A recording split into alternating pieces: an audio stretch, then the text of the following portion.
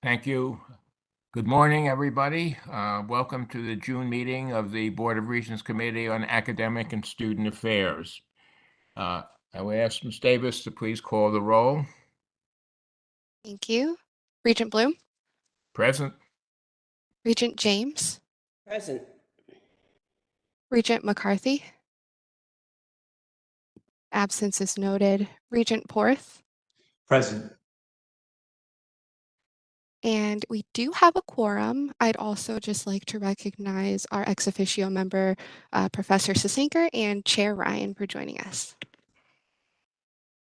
Welcome to both. Thank you, Ms. Davis. Welcome to both of you. The first item of business after calling the roll is approval of the previous minutes.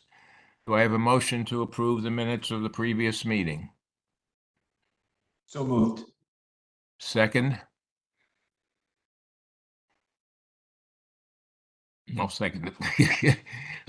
Any comments or questions about the previous minutes? Okay. Seeing none, all in favor of approving the previous minutes? Aye. Aye. Opposed? Abstentions? The minutes are approved. The first item that we have on the agenda is the discussion of the board enrollment report. As people may remember, we have passed the board has passed a resolution requiring an enrollment report by May 1st and a more comprehensive report each year by September 4th. So the first part of this report deals with actual enrollment versus projected enrollment. And we are not approving, there's no report before us with numbers. What is before us is a format for the report. And if there are any comments about the format, that would be for the BOR enrollment report. There are a few things to note. The format does two things that were not present earlier. It adds, in addition to full-time and part-time headcount, it adds FTE enrollment, which is a measure of weighing the overall impact of part-time students. One FTE on our formula is 12 credits equals 1 FTE. So this is a way, as I say, of measuring the presence, the degree of presence of part-time students. The new format also includes a head count of students seeking to achieve certificates, which was not present in the earlier report. The goal here is to provide a straightforward report on, we hope, 1 or 2 sheets that show enrollment by campus and by various characteristics or criteria: headcount, FTE, graduate FTE, first-time undergraduate, etc., and retention and transfer rates. Any comments about or suggestions regarding the format of the report from the regents? We're not going to vote to approve. This is just a matter of getting additional input on what the regents would like to see in this report. I'll just say, I think the format is fine. I appreciate the fact that the new information will also be included on certificates and non-degree work. So thank you for that. Thank you. Any other comments about this? I think it will just give us some valuable information. I'm glad to see the report. Thank you. Thank you, Regent James. I think the idea was to have a comprehensive report that would be captured on 1 or 2 sheets that people could easily see where we are and where we're going without having to go through volumes of material. So, okay. If there are no other comments, We'll move on to the next item. The next item is an item for general education transfer credit. This is a matter, the proposed general education transfer credit alignment policy is a new policy. It is one of the, I think, more significant policies that have come before the board. We seek if you may recall that in December of 2022, the board adopted 4 key areas of focus for the board and the system. 1 was student success, 2, innovation and economic growth, 3, affordability and sustainability, and 4, systemness. The proposed transfer credit alignment policy advances at least 3 of these 4 major board goals: student success, affordability, and sustainability, and systemness. It would make it more seamless for students who are transferring from CT general education courses from CT State to one of the universities. And the students and the advisors would have a very clear understanding of what credits would transfer from the gen ed requirements at CT State to the gen ed requirements at the universities. And I'm going to ask Dr. Ainsley Diamond to talk about the lack of sound before got me a bit discombobulated. Dr. Diamond, the assistant vice president for academic affairs, and Steve Marcelinus to talk about this policy. Dr. Diamond, I'm going to move to you. Absolutely. Thank you, Regent Bloom. And before I begin, it seems that there's a jackhammer that is starting outside my office. So Kayla, if my sound becomes compromised, please interrupt me and I will sprint down the hallway to another quieter office. Hello, regents and colleagues. Thank you for, again, giving me space on the agenda to talk with you about the general education transfer credit alignment policy. I'm joined here today by Steve Marcelinus, who is the director of the Office of Transfer and Articulation. And we are supposed to be joined as well by Student Regent Luis Sanchez. And both of these gentlemen will help me field any questions that you may have about the policy or about the student experience. Last month, I talked to you about how the faculty have been involved in the creation of this policy and the lengths that Steve and I went through to vet this policy with each of our campuses. Today, I'd like to focus on our students and our advisors. This policy is meant to support student success, access, and instill a clear process for general education credit transfer. When speaking with our transfer students, they want to know how their courses will transfer into the CSUs and to Charter Oak State College. Imagine for a second the job of an advisor who currently has to navigate 5 different institutions' transfer procedures. If this policy is accepted, there will be no questioning of the general education courses transferring into our state universities and state college. Our advisors can work with our students on barriers to their successes rather than slogging through catalogs and agreements to determine if the student's time and effort will be acknowledged by the receiving institution.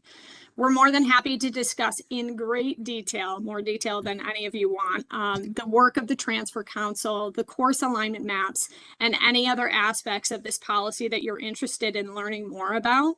And at this point, I just want to pass this over to Steve if there's anything that you would like to add. Thank you, Ainsley. Good morning, everybody. I just want to kind of echo some of the points that Dr. Diamond has put out for this policy. One, how it was a collaborative process.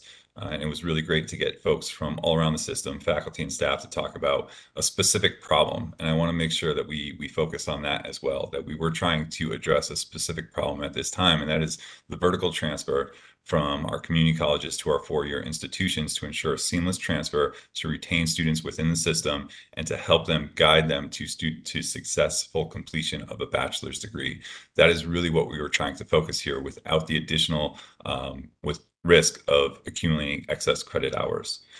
We were able to do that by having the discussion, creating a recommendation, moving that forward to the campuses for further feedback and further review. And I believe that we did come up with a great solution to, and just to kind of, again, put Dr. Diamond's examples and statements in a different perspective, I really want you to consider a student walking up to you and saying, you know what, I really know that I want to transfer from the community college to the four-year institution. I'm just really not sure where I want to go or what I want to do. But I need at least 12 to 15 credits for my financial aid, and I need to register by next week. How do you do that in a successful way? How do you do that confidently, knowing that you're not putting the student at risk for potentially, again, those extra credit hours that might only go in as electives, or depending on the major, not go anywhere at all? Not only do you not know where the student's going to go, but even if they did know where they were going to go, if they decided to change their mind mid-semester, those courses that you advise the student to take might not have any impact either. This policy would address that, knowing with confidence that advisors can create an academic plan regardless of where the student wants to go, very similarly to how a student starts at a four-year institution. They are given the option to explore different majors, to try to figure it out within their freshman, sophomore year, that our community college students typically do not have the advantage of doing. This policy gives them the opportunity to do that. It doesn't ask for much. It asks for a little bit of flexibility on the category to category alignment. All of our institutions have provided great feedback on how they could do that, how this is feasible. And we just ask that, again, that we move forward in this way to really assist our students, to give our faculty and staff the confidence in advising, and really to provide some, I would say, some financial responsibility to some of our taxpayers. Don't forget that a lot of these courses are being paid for through PACT, through free college, through VA benefits, through scholarships. What happens when that course doesn't go anywhere? What does that say to the folks that are supporting us to support our students, but then they don't get any return on that investment? So as Regent Bloom stated, this checks many boxes, and I feel that it is a feasible option to solve a problem that we've been having for quite a while. Thank you. It might be worth noting a few things. One, up to now, before this policy, we hope, is enacted by the board, it was easier for many students to transfer from CT State to the University of Connecticut than it was to transfer to some of our own senior colleges, our own universities, which seems somewhat of an anomaly, and not just UConn, but some of the private institutions in the state as well. And it's based on, I think, Dr. Diamond, the material is based on shared learning objectives of these courses. So the underlying policy here of alignment is based on the individual course learning objectives and shared learning objectives. Regent James? I would just like to applaud you for the comprehensive, thoughtful nature that went, and the amount of effort and work that went into this very complex task. I fully appreciate the requirement differences, the academic profiles, the uniqueness of each of our institutions. And it clearly took a very strong effort and focus on the student and the goal of student success to pull all of this together in this way. And I think it would be a tremendous benefit, not only for our students, but I do think it's a really good example of how, when you can pull the whole system together, what the benefits are. I anticipate that we will have some challenges at moments in terms of the execution, because nothing that involves this many variables will go, exactly smoothly. And I hope we will just continue that concerted effort to make it work, because I do think this is an enormous benefit for our students and for the entire system. Other comments? I want to echo what Juanita just said. This is an impressive recommendation, and it's clear that a tremendous amount of work went into this. It appears to me that that work involved many different people across the system in a collaborative, iterative way. And I think this represents a tremendous step forward for us as a system. And so I am eager to support this, and like Juanita, I know that we may need to continue to fine tune it as we go along, but that's the way we're doing things. And I think that we can take a big step forward with this policy. I'll ask one quick question, Ira. Yes, please. I know this is focused on making it easier for students to move from CT State into our four-year schools. But I also know that a lot of work has been done in terms of articulation agreements for students within one community college to attend a course in another one as well. And I don't want to digress too much, but I just want to bring that up again while I support this policy to encourage, I hope, continued progress in that area as well. Thank you. Thank you, Regent Porth. Professor Susanka? Yeah. So, May yeah, I ask, would you turn on your camera while you're speaking, please? I'm not able to, sorry. Audio and video. Is, There. I think someone else is unmuted. Audio settings. What's that unmute temporarily? Chair Ryan, can you hear us? I don't know. Go back up to audio and video. Go to audio settings.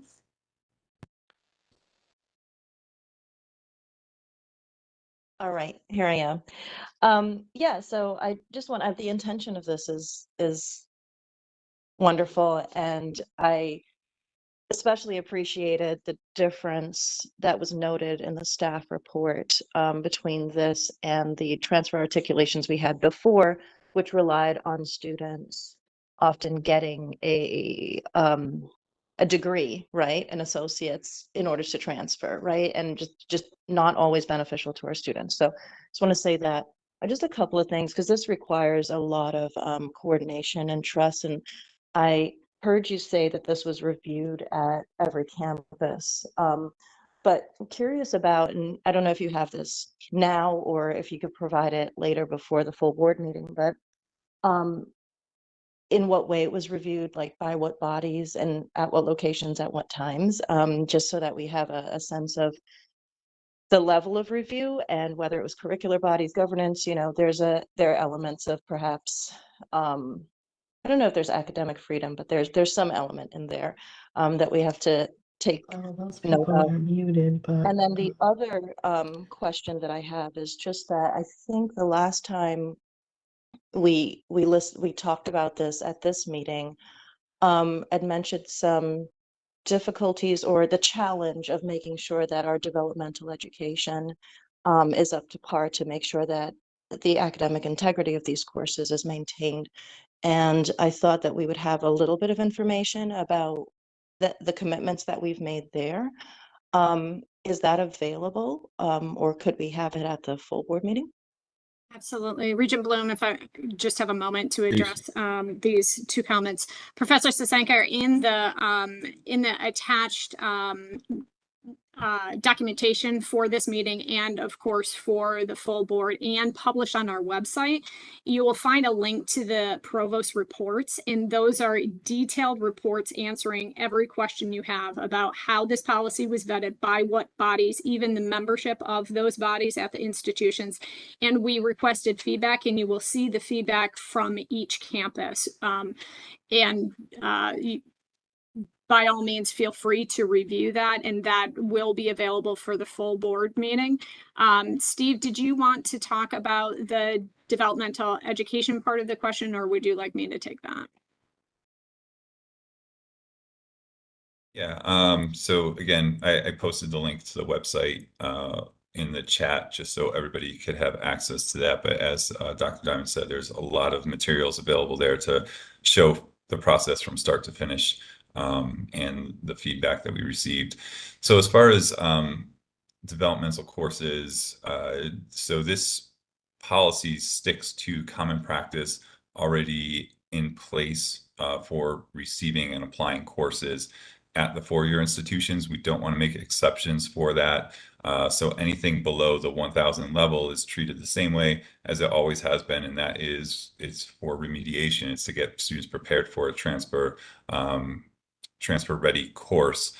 So I guess it's similar to how a course it would actually be applied to an associate degree as well. It's there to prepare the student for the prerequisite, that next step, but it's not applied to a requirement for graduation. So we wanted to make sure, and you will hear, we have many other things coming down the pike for transfer. And one of the things that you'll hear us say over and over again is that we really want to treat a transfer student the same as a non-transfer student would be treated, and replicate that experience at the four-year institution. So even when the four-year institutions were offering Math 099 or a below 100 level English, those courses were not applied to the degree. They were simply there to prepare the student for the next course, for the next step to be successful.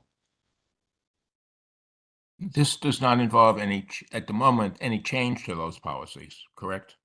Absolutely not. We are trying to adhere to all what the common practice at the four-year institution. If a program requires a specific grade for a course within the Gen Ed, then the student will have to get that grade for that course in the Gen Ed at CT State. So we are not trying to make any exceptions, because that is really what complicates the process, is when you start to put in those what ifs. We're really trying to adhere to, replicate that process for a non-transfer student, or that a non-transfer student receives as a transfer student would coming into the four-year institution.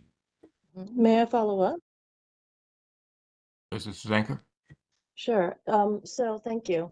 I'm scrolling through looking for the provost report. I haven't found it, but I guess I'm hoping that there is some sort of maybe Senate approvals from the four-year institutions, or just some official response from representative bodies, and I'll look for that later.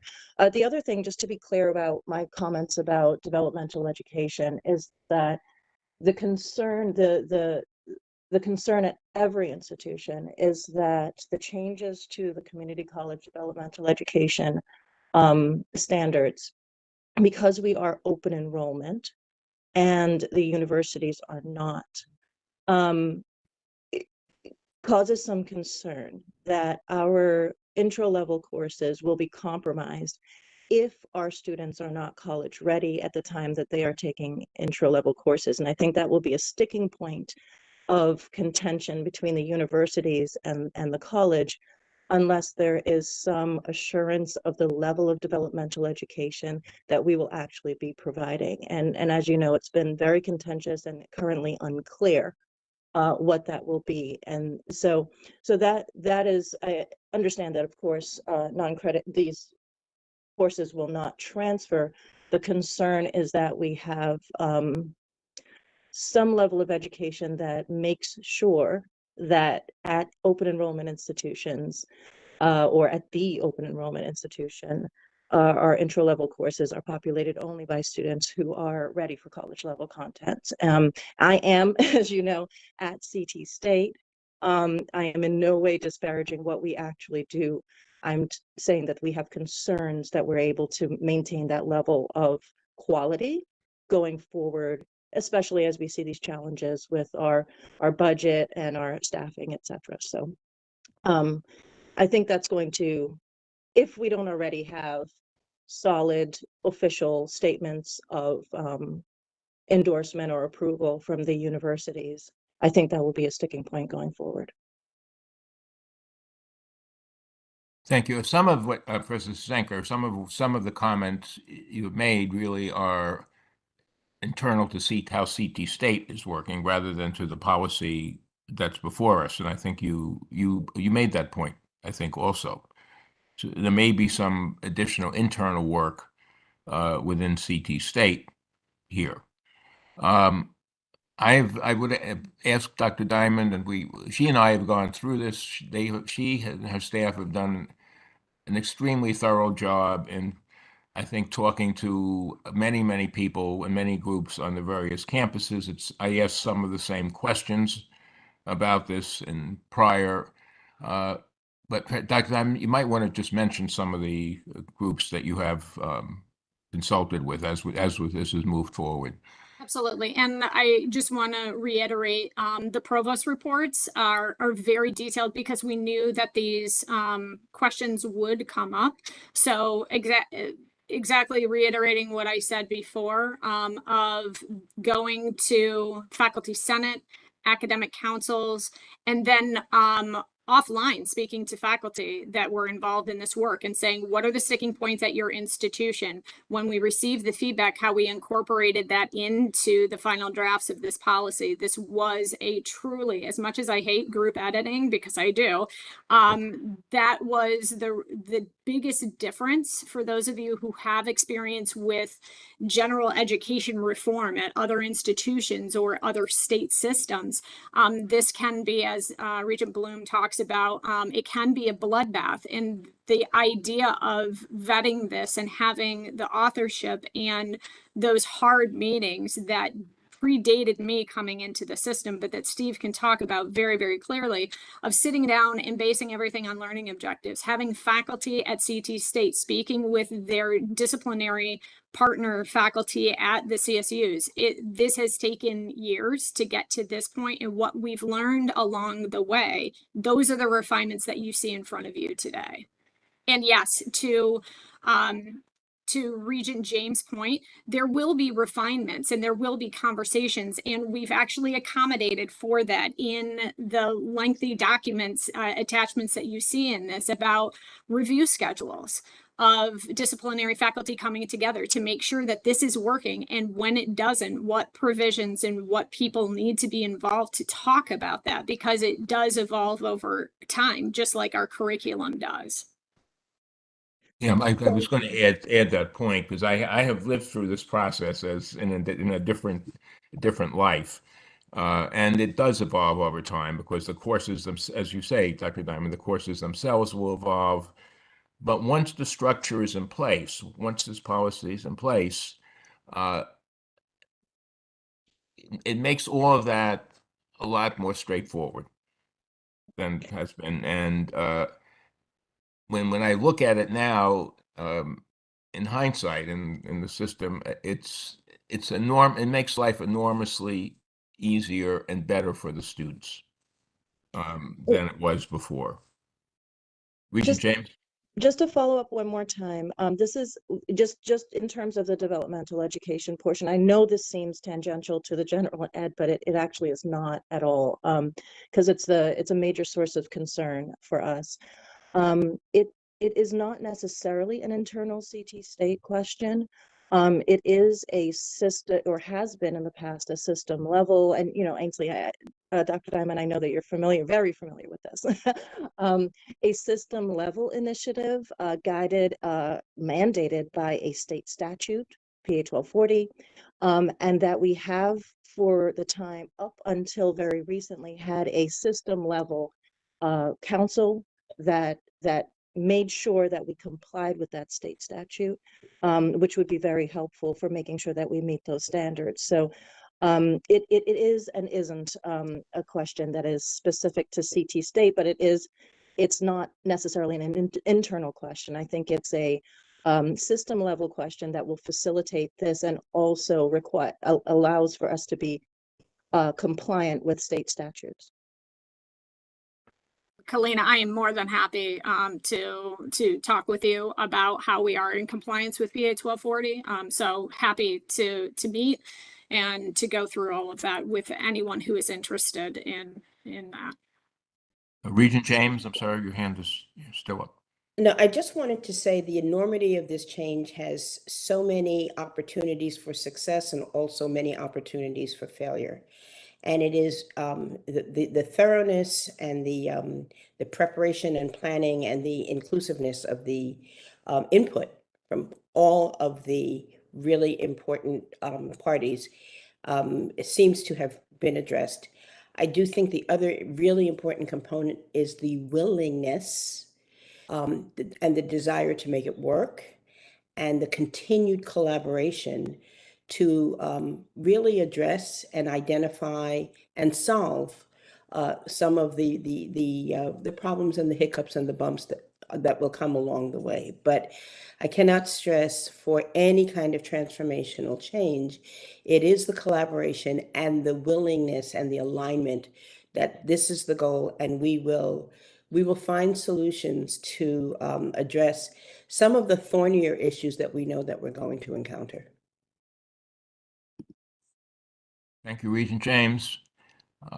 If there are no further comments, I would appreciate a movement to approve this policy and forward it to the full Board of Regents. So moved. Is there a second? Sorry, I'll second that. Okay. All in favor? Aye. Aye. Opposed? Abstentions? Motion is approved and will be forwarded to the full Board of Regents at its June meeting. Dr. Diamond, Mr. Marcellinus, thank you very much for your work in this. As Regent James said, there are many challenges that we've had. We will have challenges. There will be challenges as we go forward again. But I think everyone has operated in good faith here. So I think that really is what's important. Thank you. The next item is recognition of the Betsy Doan Award recipients. Dr. Tamara O'Day Stevens, our Interim Associate Vice President of Enrollment Management and Student Success, will talk about this. Dr. Stevens, this is your first adventure, I think, with ASA. We welcome you to our family here. And thank you, Regent Bloom. And please go ahead.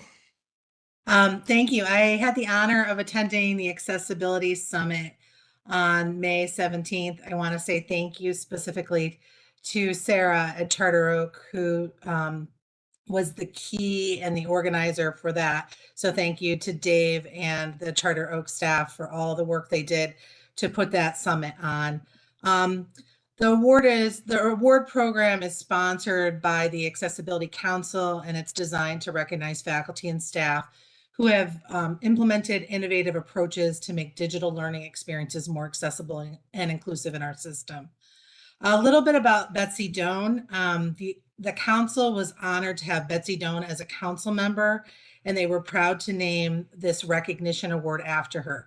For those that don't know Betsy, she has been teaching mathematics for Housatonic Community College since 1970, over 50 years. Betsy has been an inspirational advocate for accessibility and an educational innovator for blind and visually impaired students. In 2018, Housatonic Community College Foundation presented Betsy with their Lifetime Achievement Award, highlighting how she has been on the cutting edge of major industry advancements in teaching techniques for the visually impaired. Betsy herself identifies as visually impaired, and she did a session last year at the Accessibility Summit, and I was moved watching how she teaches mathematics across our system. It's just inspirational, and she's always very keen on helping our accessibility coordinators across the system do better by our students that have visual impairments. And she's a great resource for our system. So this year, the award winners, I'm proud to say Professor Vincent is the coordinator of the ASL interpreter program and deaf studies program at CT State Northwestern campus. She was one of our award winners.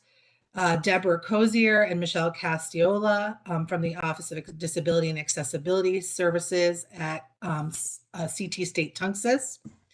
We also had Colleen Richard, Dr. Colleen Richard. She is a professor emerita at CT State Tunxis. We had Bill Gage. He is in the IT department at Charter Oak State College. And we also had Sarah Ellis, who coordinated the conference. She's the Director of Accessibility Services at Charter Oak. And those were our award winners. And we just wanted to recognize them and all the work that they do to ensure that our system is accessible and our learning is accessible for our students.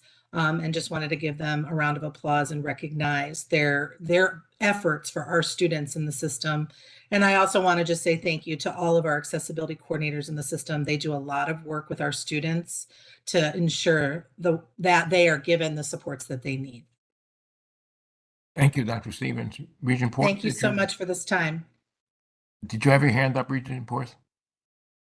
I'm sorry. I mostly what I wanted to do is put a pair of clapping hands up. I think this is great to be able to honor these folks. Yes. Thanks. This is important work, and we should compliment the people involved. The names again are on page 26 of our materials, and there's their connections. So we have a record. This will be in the record. Pam, I'm sorry, you have... Good morning. Thank you, Committee Chair Bloom. Dr. Stevens, could you give a little bit of background about who you are and what your role will be on this committee? Yes, as Regent Bloom said, I'm the Associate Vice President for Enrollment Management and Student Success. I will be working with all of our enrollment managers across our 17 institutions and also our student success shops. For those that don't know me, I came over from CT State, where I was the Associate Vice President for Teaching and Learning. My role over there, I worked very closely with our accessibility directors.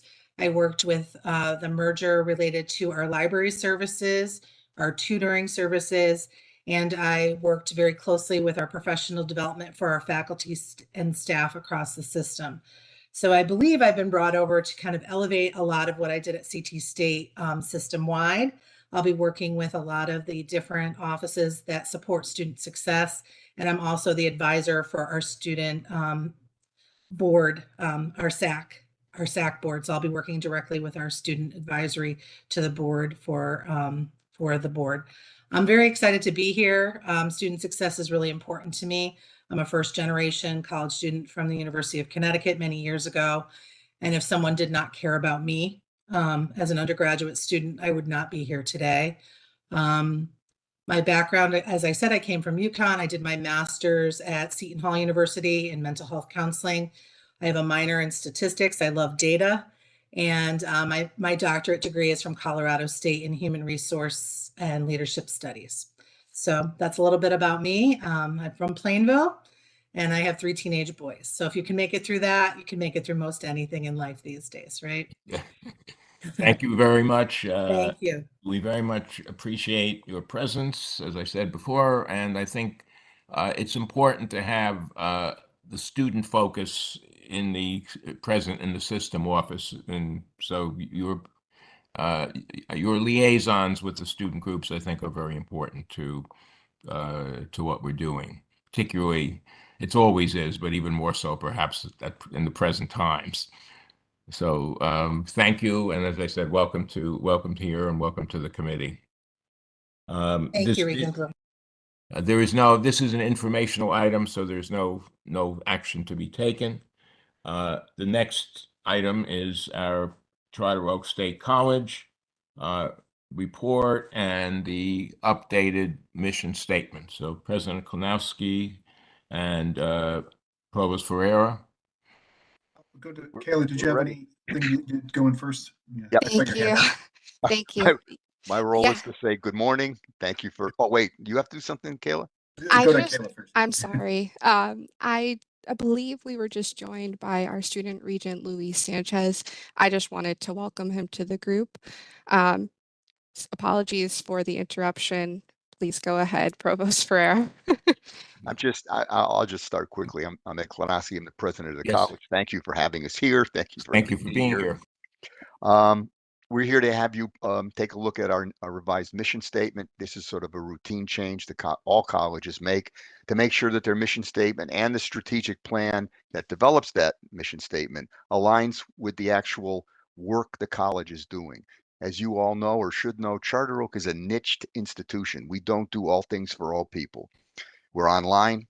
Our programs are focused on workforce development, our students, our adults who are in the workforce, and we emphasize the fact that we're a low-cost provider.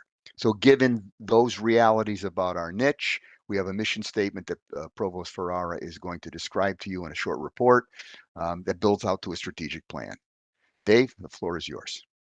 All right. Thank you, President Klonowski. I think the strategic plan and the mission statement are two probably of some of the most crucial documents under a president's leadership. So I think it says a lot, and thanks for his time to be here. Before I begin, I would be remiss as far as with the Accessibility Summit, just a couple things. One, I want to also thank Central Connecticut State University for hosting. They were phenomenal hosts. It was a very well attended event. I think about 150 people. Also we had folks from UConn. I personally enjoyed it. Was doing a session with actually Aura from Western Connecticut State University on AI and accessibility. We also had diversity, equity, inclusion as well. And we had student panels. I would just maybe just take a moment to one of my big takeaways from that summit is I think it would really benefit us as higher education practitioners to take a moment and walk a mile in their shoes. And so, for example, I want to go through a course, one of my online courses with a screen reader, and I want to see the student experience there. For those that are on campus, I would encourage you to actually go with a student who has mobility issues and go around your campus and see about what works well and where are some challenges. I would just that's one of my big takeaways is if we can all walk a mile in their shoes, I think we can see how we can create truly more accessible institutions within CSU. So now that I'm off of my soapbox, I'll go over to our presentation here. Kayla, we can bring it on up.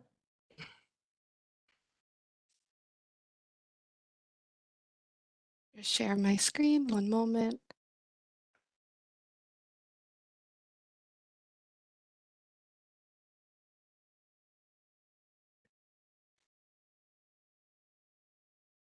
All right, and we'll jump to the second one.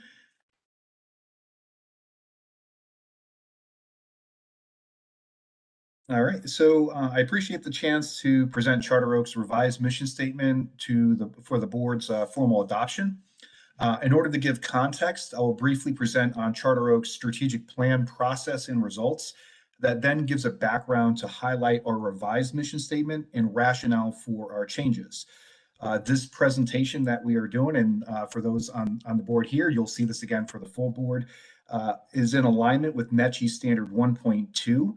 And that is that the institution's mission statement is formally adopted by the governing board and it appears in appropriate printed and digital institutional publications.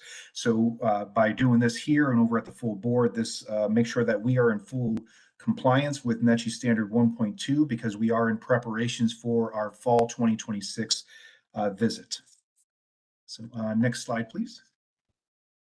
Now, this you should be aware. This much of this material is in the board materials, beginning on page 27. Thank you, Chair Bloom. Our North Star is to become the premier online workforce college in Connecticut and beyond. The strategic planning group was charged in spring of 2022 and finished in the summer of 2023.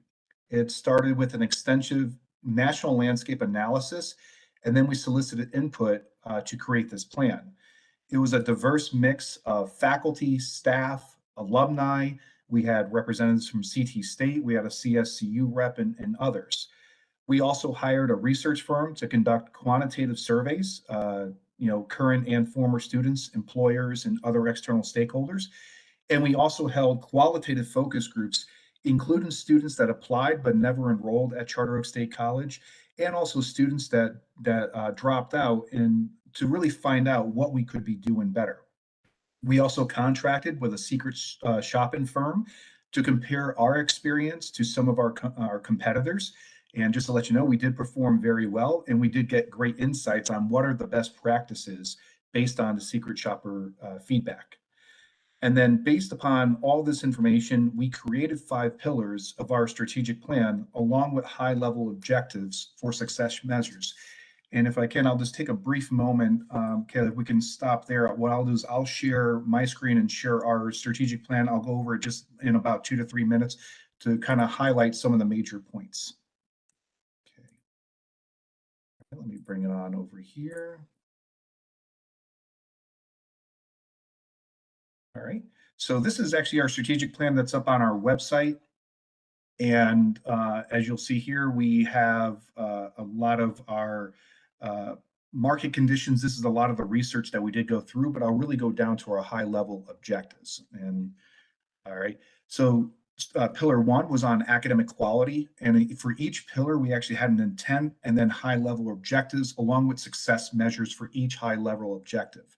And that's really for academic quality, to become a model for innovation, value, and high quality workforce-oriented online offerings by focusing on our faculty and academic programs. For strategic pillar number 2, and that's cultivate and improve strategic partnerships. That's leverage Charter Oak's inherent strengths and become recognized for an expanded list of community and workforce stakeholders as the most responsive and nimble college in Connecticut and beyond. Pillar number 3 is inclusive excellence. This is about creating a culture of diversity, equity, and inclusion to eliminate equity gaps, refine our policy and practices through a DEI lens, and become a workforce that is more reflective of our student population. Pillar number 4 is growth. And that is we will intend to grow enrollment and produce more workforce-ready adults and assist the college in fiscal sustainability. And growth requires increase in the number of programs that attract new students and increase in the persistence rate of our existing matriculants. And then strategic pillar number 5 is student experience and success. This is about providing continuous improvement for quality digital learning experience to maximize student support and success for online learning. And the other thing I just wanted to briefly highlight here is that each of our high-level objectives within our pillars, we actually did map to the CSCU Board of Regents key areas of focus and goals. So just want to let you know that everything we have done, we are mapped of where things kind of overlap so that we can show where we are working together as a system. So we can use this for our strategic budgeting process and also our collaboration with CSCU. And I'll definitely make sure we provide the link to our strategic plan, but it's right up on our website. And then Kayla, if we can go on to the next slide, we can, actually what I can do is I'll share one more document because it will be from this slide. I'll do a comparison and contrast based upon what you kind of saw from the strategic plan. And really, I think it might be easier just to show a before and after. And so our previous mission statement, as you can see, was fairly long. So what we did was we kind of did some best practices. It's still a little long for modern mission statements, but obviously this was about being inclusive and making sure. So the new mission statement is Charter Oak State College fosters the potential of current and future working professionals by providing dynamic and industry relevant online education to advance success in a global society through affordability, collaboration, and learning experiences that can occur inside and outside the virtual classroom. And so I highlighted a few things and underlined them because these are the key differences that we have between our previous mission statement and our current mission statement, okay? And so the first one is actually talking about working professionals. First of all, we're moving away in some areas about using the term adult because one, actually, there's a negative connotation that comes with adult because it's adulting. It actually is in society is a negative connotation. But also at the same time, this also reflects that our fastest growing segment at Charter Oak State College is actually under 25. So while the bulk of our students are still between 25 and 44, the fastest growing segment is under 25. And also, even whether you're under 25 or in our 25 to 44 range or beyond, 78% of our students work full time. And so that's why we wanted to use the term working professionals. Okay. Industry relevant online education is the other piece that we really highlighted before. A lot of our mission statement was focused on credit aggregation. And while it's still an important piece of what we do, it's also our mission is about industry relevant online education. And you'll see that through our focus on curriculum that prepares for industry recognized credentials and stackable credentials. So that's where we put in our highlight of our workforce focus there. And then the last piece is on learning experiences. This is a difference from what we listed in our previous mission about undergraduate, graduate, and certs. This really shows our ability to offer non-credit offerings as well, and our focus where we can add in short-term workforce training programs. So that's why we shifted away from just saying undergraduate, graduate, certs to learning experiences, because that's a much more broad range that we can go ahead and provide. So those are the key differences and updates we had over in this mission statement. And this is a fairly minor change, but I think still worthy of note. And it does not meet the threshold where we have to do a substantive change proposal, because NECHI does require that if you substantively change your mission statement, you do have to do a substantive change proposal. That is not the scenario in this case.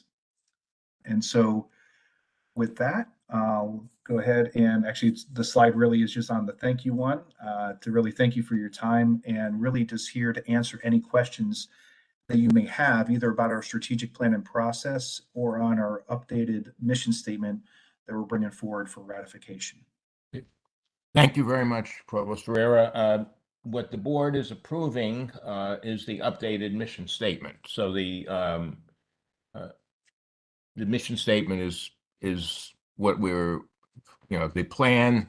The materials are in the package, so the board members have had the opportunity to also read the materials. But thank you for your very interesting presentation here. I think this is very helpful.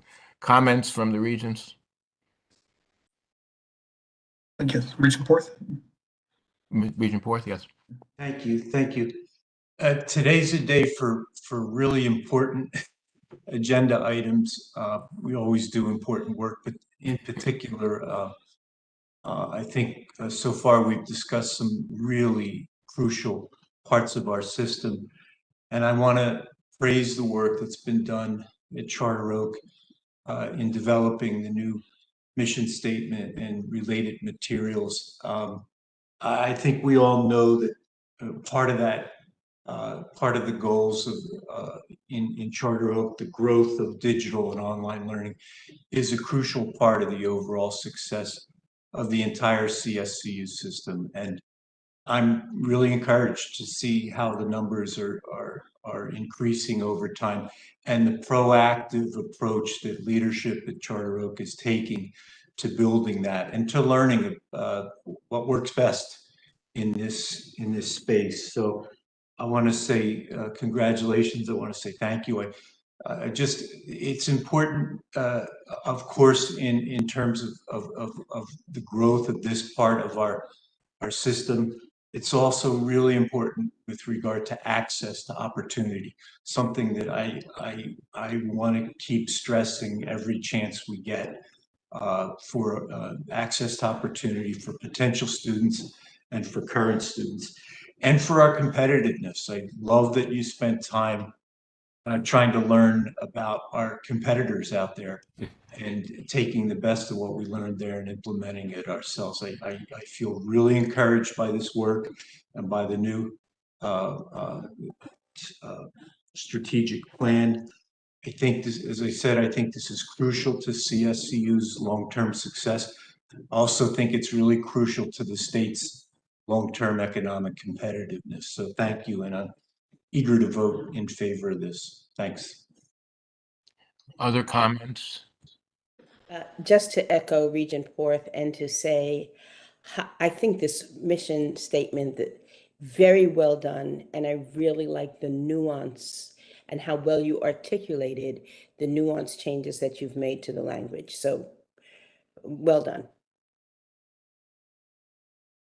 And I would add that, again, that I think Charter Oak has an important role to play in the system in advancing online, assisting in advancing online educational options at the other campuses.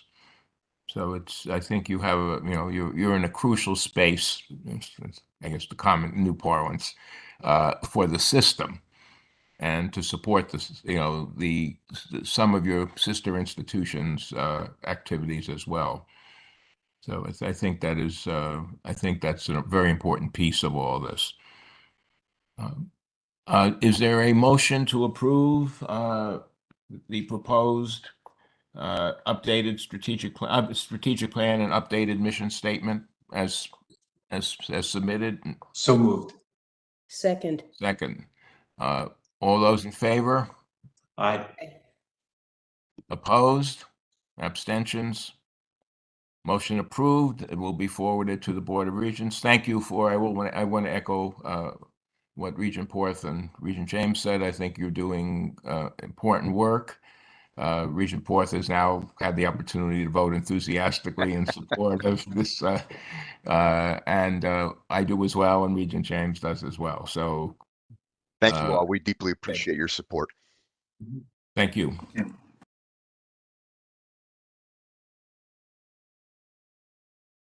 Next item, we move to Southern.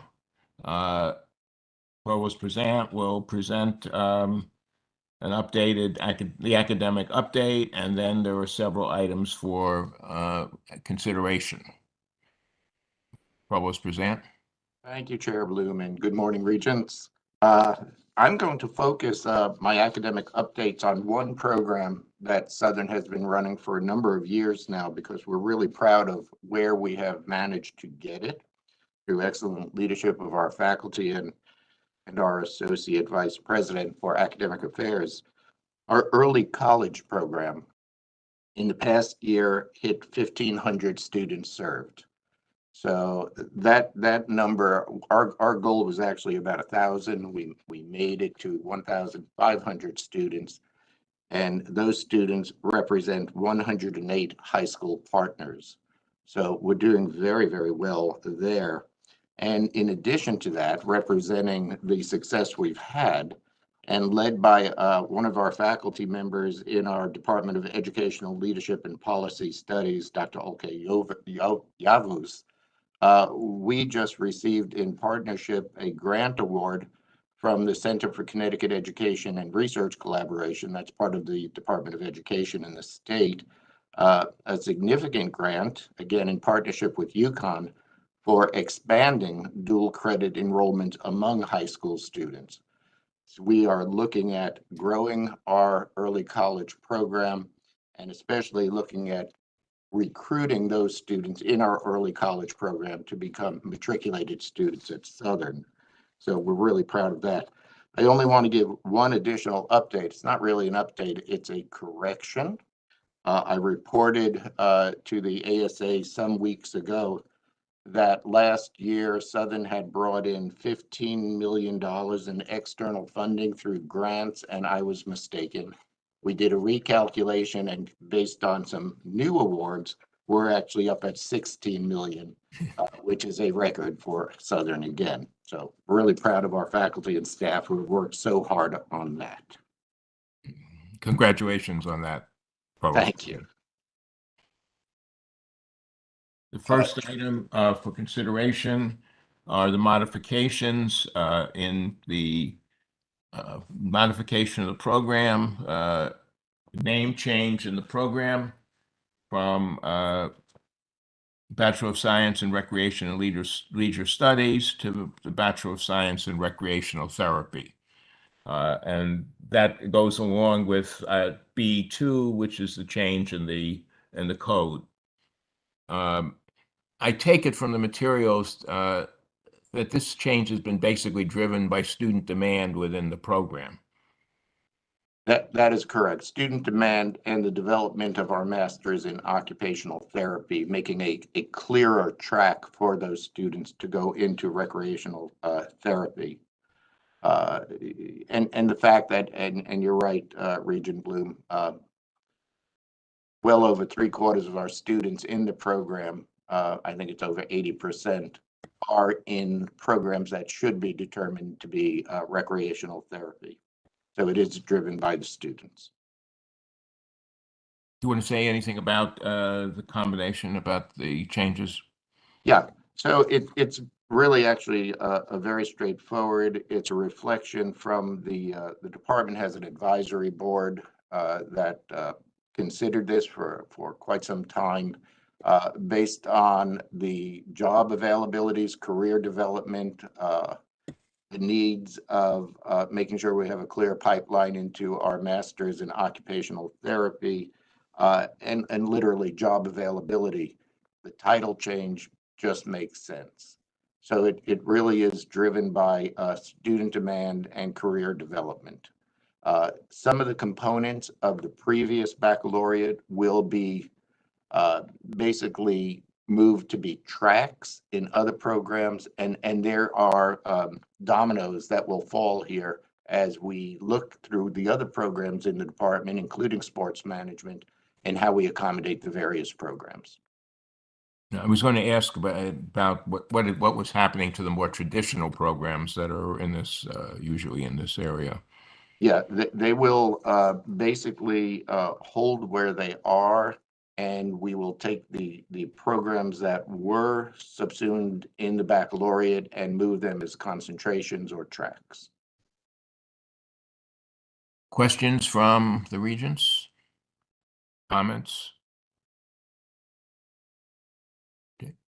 Seeing none, have a motion. We have to approve these two items separately. So motion to approve the name change, BS to from recreation and legal studies to BS in recreational therapy. Is there a motion to approve? So moved. I'll second. I'll second. Second. All those in favor? Aye. Aye. Opposed? Abstentions? That motion is carried. The second motion is the recreation, the CIP code change number. Is there a motion to approve that? I'll make that motion. Thank you, Regent Porth. Second? I'll second. Thank you, Regent Jess. All those in favor? Aye. Aye. Aye. Opposed? Abstentions? Motion is passed. The last item is the last item in this series is the doctorate in business administration CIP number change. Thank you. This is pretty straightforward. We just had the wrong SIP number. We have what's called STEMified our business program, and there is a more appropriate SIP code for that falls under management science rather than what we had, which was business administration and management. So it's just a better fit. I just want to be clear, this reflects no change from what we approved at the last meeting in substance at all. No change at all, just the SIP. Okay. I'll move it. I'll second. All in favor? Aye. Opposed? Abstentions? Motion is carried. The final item is the behavioral neuroscience start date correction. And again, very straightforward. It took some time to get this through the entire process, a little longer than we thought it would. And we feel more comfortable just moving the start date back to make sure we have a totally successful program and time to market and advertise the program. The program will get enrollment. We're just going to need some time to market it. Any questions or comments from the regents? Motion to approve the start date change. So moved. Second. All in favor? Aye. Opposed? Abstentions? Start date change is approved. There was a below threshold item, recreation modification, which does not require board approval.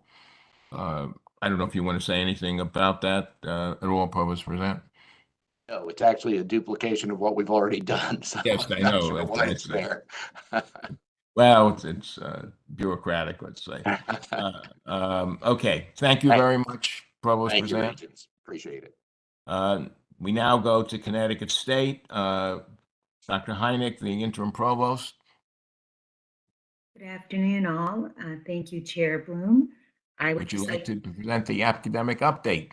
Sure, I would be happy to. The academic update from CT State is we're very proud to say over 4,000 students graduated across our legacy campuses in May, and we're very excited that was our first inaugural class.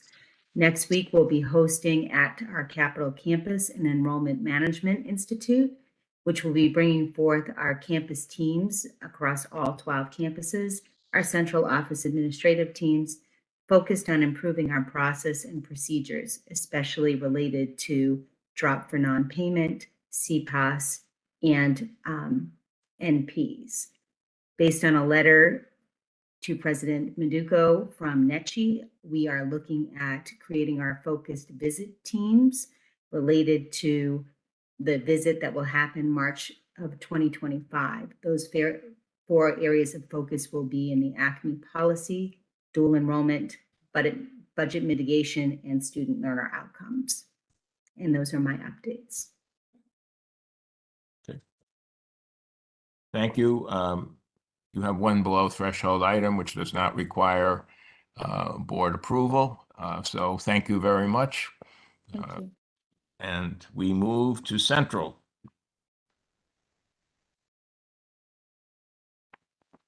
Moving to Central too. Are you ready? Be ready in 1 minute. Dr. Costello, are you ready? Yes. Good morning. Thank you. Academic update, please. Sure. I'll give an update on our Accelerate Central programs. This is something that we've been adding a lot more to and has been in the works for a while. So we're proud of all the work that we've been doing within departments, across programs, as well as even across schools. So just to highlight, some people know it as 3+2, 4+1. We've been working with the faculty and our graduate policy committee to be able to double count to accelerate the bachelor's to the master's.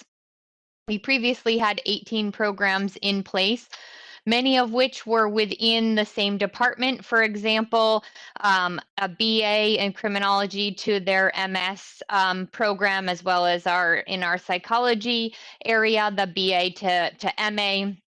And a lot of the 11 that we've been adding more recently, which includes some of the pending programs that are on the agenda, expand that out to include across programs within the departments, as well as across schools. For example, the physics to the MBA program, from our engineering, science, and technology to our school of business. Other ones across programs, for example, like our exercise science undergraduate degree into our athletic training master's program, which also I wanted to highlight this one because this one is also we have a partnership agreement with Western Connecticut State University that they start their undergraduate degree for their 3 years in exercise science, and then come here at Central for their athletic training for 2 years, and we transfer back so they get their undergraduate degree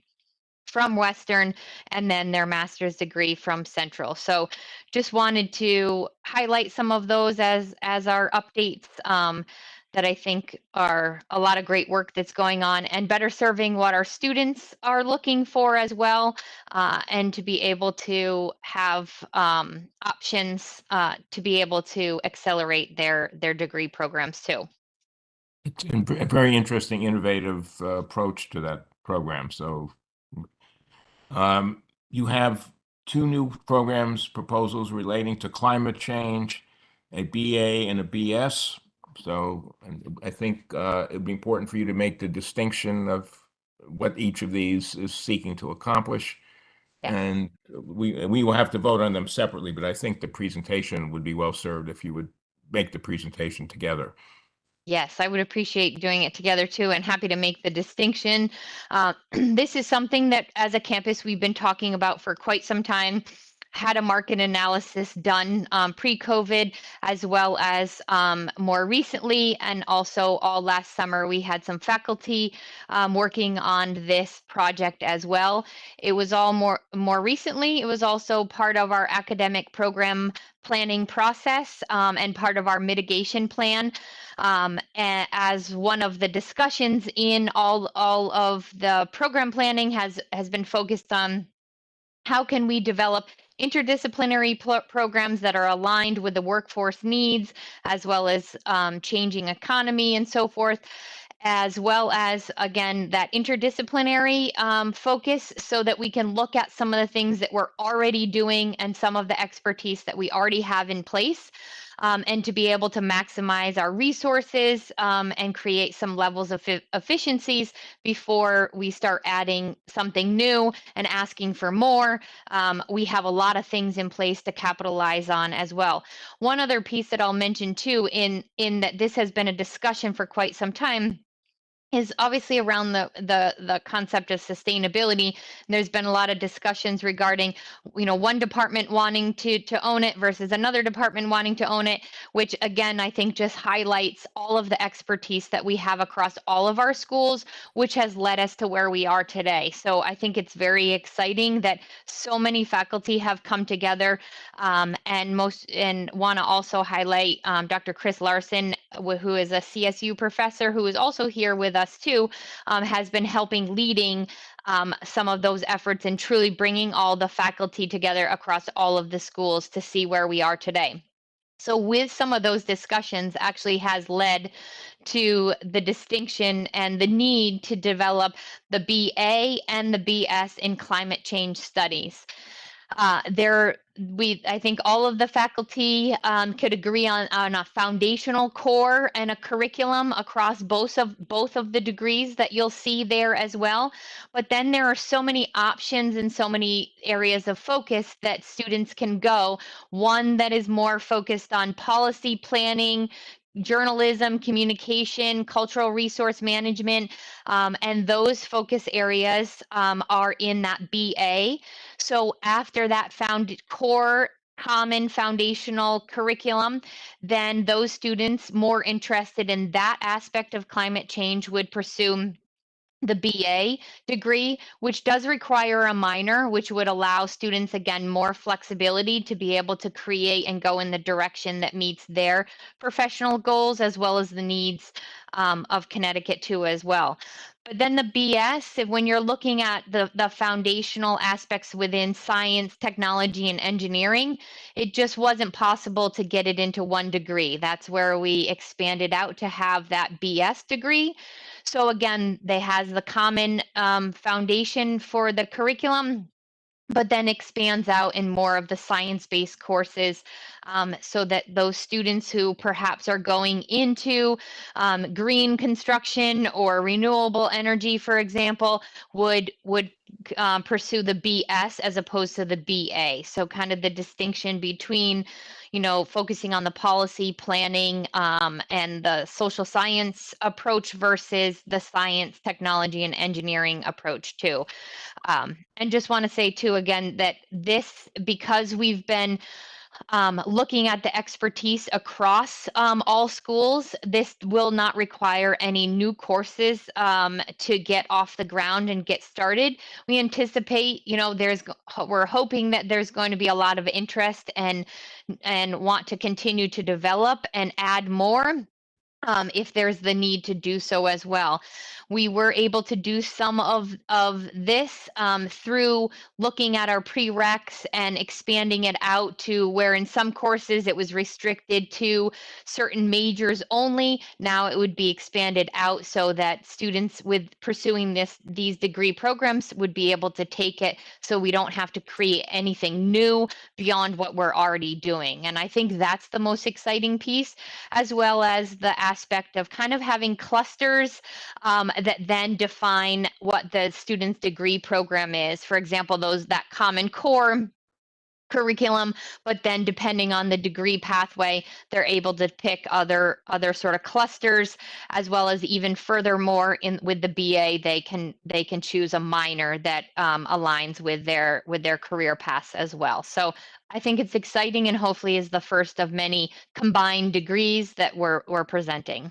And I do have our AVP, Dr. Jim Mulrooney, as well as Dean Dr. Robert Wolf and Dr. Chris Larson, who I mentioned to as well, all here and we're happy to answer any questions anybody may have on either of the degrees, but hopefully we have made a distinction between the two degrees and why we arrived here today to wanting the 2 degrees as opposed to trying to force them into one. We're really listening to the faculty and the needs of this complex issue that we want to address from Central. Thank you. Comments or questions from the regents? Makes good sense to me. Thank you. There's a good deal of emphasis in the material about the support of the DEEP for these programs. I would be, I think, very helpful if we would have for the full board meeting, if we would have a letter of support from DEEP in the package. Is that... I mean, I am trying to explore that. We did have some meetings with them, and that's has helped guide some of the direction in here, and can follow up looking at to see if they're willing to provide a letter of support. And they, I take it from they have supported this bifurcated BABS approach. Is that fair to say? I will defer to Chris Larson if you. Yes, we had a meeting with 2 members from the DEEP, and when we explained what we were doing, they were literally bouncing out of their chairs. One woman talked about how to get her current career. She had to get 2 completely different degrees. And she said that what we're doing, she wishes she could have taken it. So we explained what we were planning on doing while we were still working on this, and they were like, yes, this is great, and they think this is really going to benefit students and benefit the state of Connecticut. So again, we did meet with 2 women who are currently employed, and I'm sure we can get their names out and get them to comment on it, because they were incredibly enthusiastic about this. I think that would be very useful in the package as it goes to the full board, because there's a good deal of emphasis, as I said, in the text about the importance of this to DEP. What DEP is.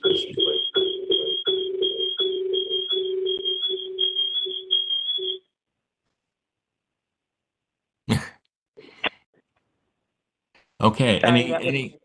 I'm sorry.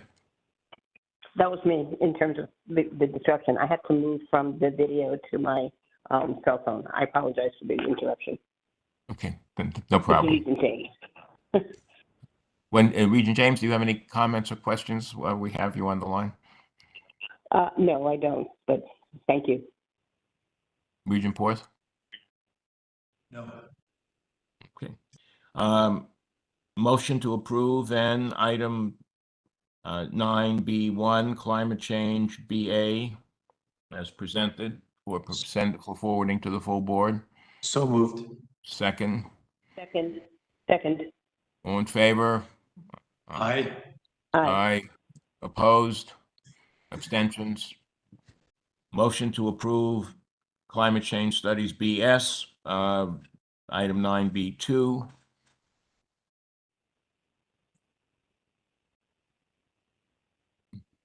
Can we get a motion? So moved. Thank you. Second. Second.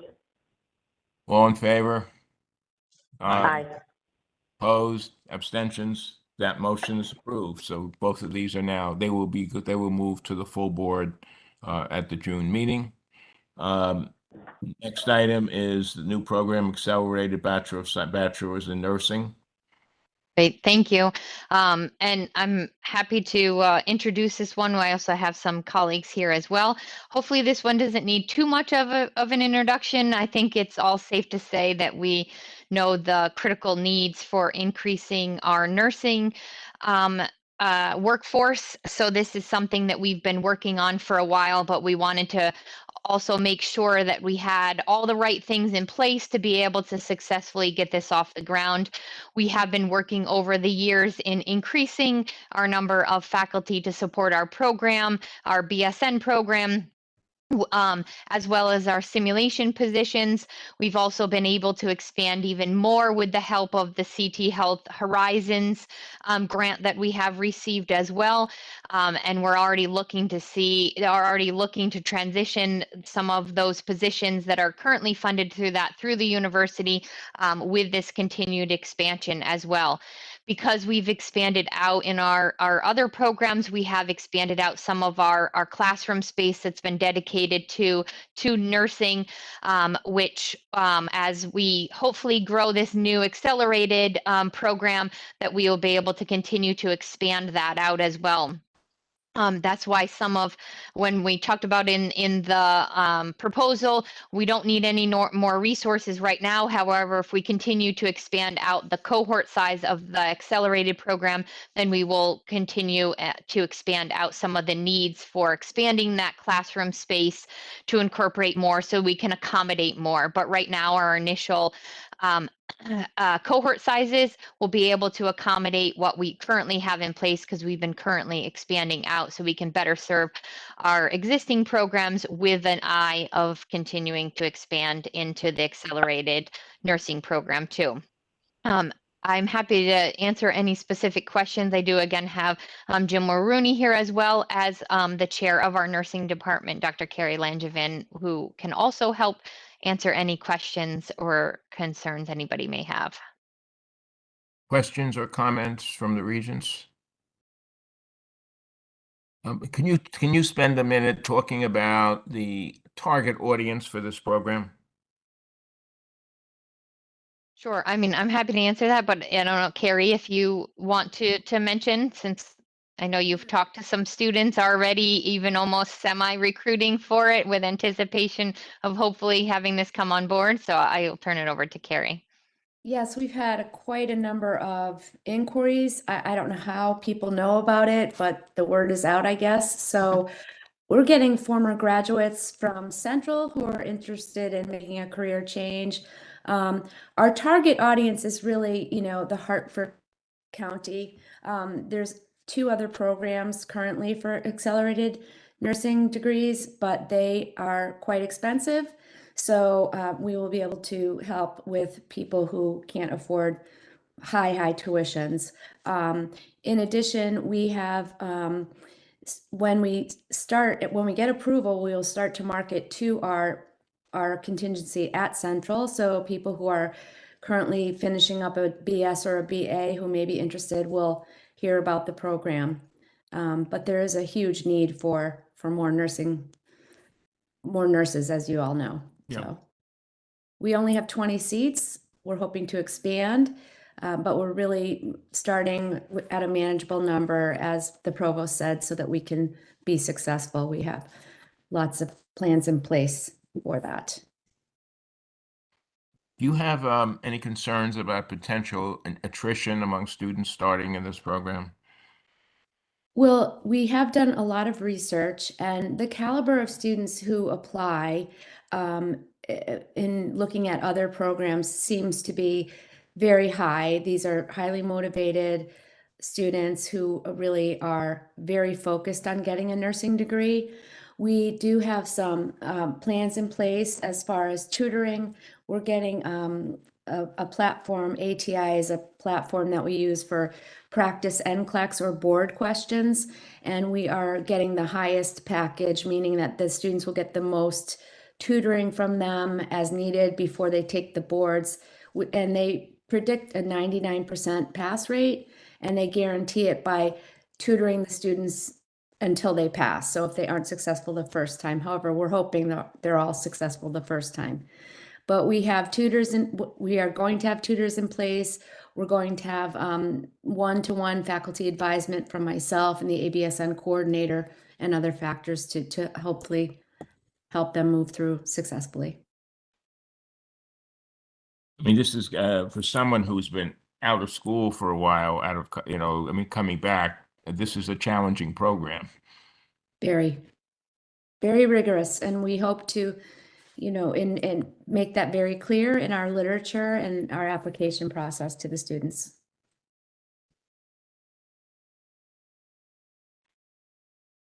Any other questions? I'm sorry.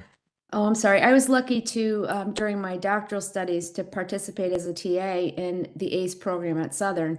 And really the caliber of students who apply and, get accepted is amazing, actually. And they all, knock on wood, usually do very well. So. What is your, with your regular what is your pass rate on the licensing exam? Since 2017 until present, aside from 2022, when we dipped below 80%, we've been above the national and state average every year. This year, we're at 90% for 2023 graduates. We have a coaching program in place that's very unique. We coach our students at risk, and we've been in the 90s for the past, aside from that 1 year, for the past, I think, 8 years.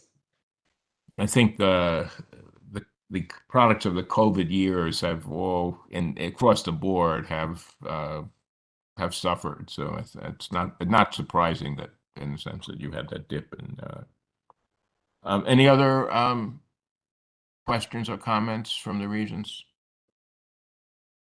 Motion to approve the nursing accelerated Bachelor of Nursing program. So moved. So moved. May I have a second? Okay. All in Second. favor? Yeah. Yes. All in favor? Aye. Aye. Aye. Opposed? Abstentions? Motion is approved. And finally, the modification, name change, and the language program. Yes, so this is a change that reflects, they had previously changed the name of their department. So this just is to align with that, as well as the industry standard for the degree as well. So it's just a minor name change. So the MA will be an MA in, the new MA will be an MA in world, sorry, I was more focused on the other programs, the world languages. Okay. Okay. As opposed to modern languages. Well, yes, okay.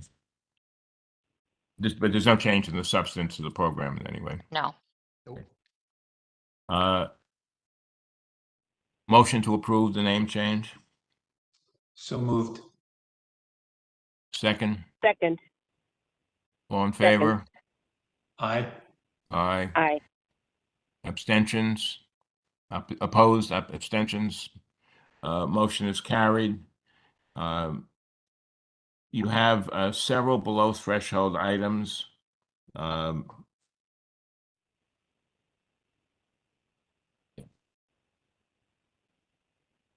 And I gather the climate studies minor is an offshoot of the climate studies programs that we have approved.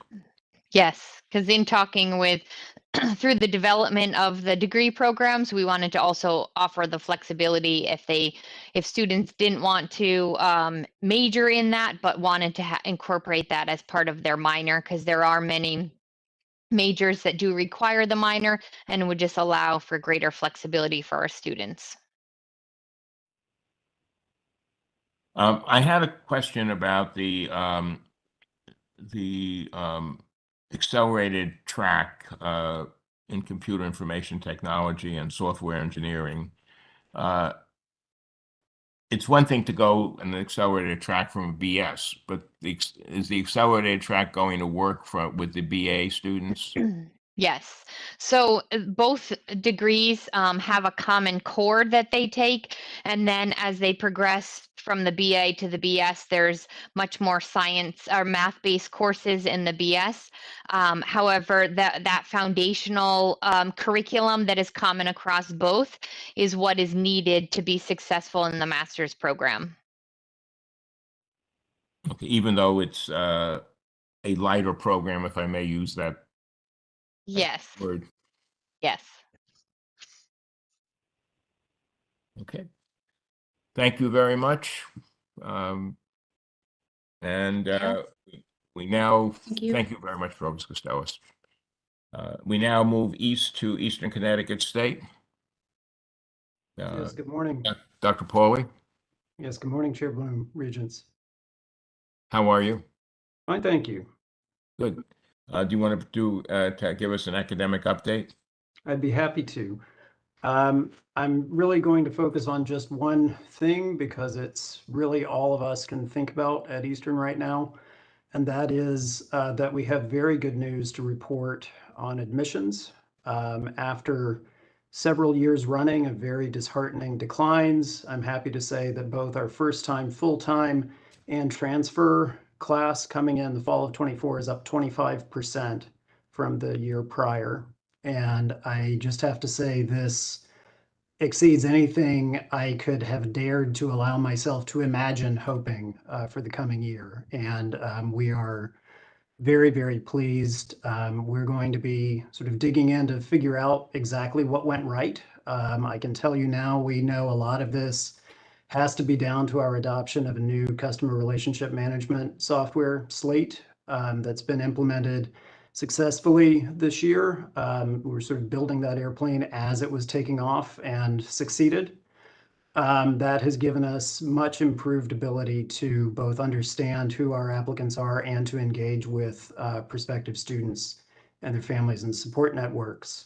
I don't think this is just down to software, though. The case that we have been making to students and their families for years is that the liberal arts learning outcomes that are at the heart of our liberal arts core and are infused through all of our majors really cultivate in students the most important skills and habits of mind of an educated person.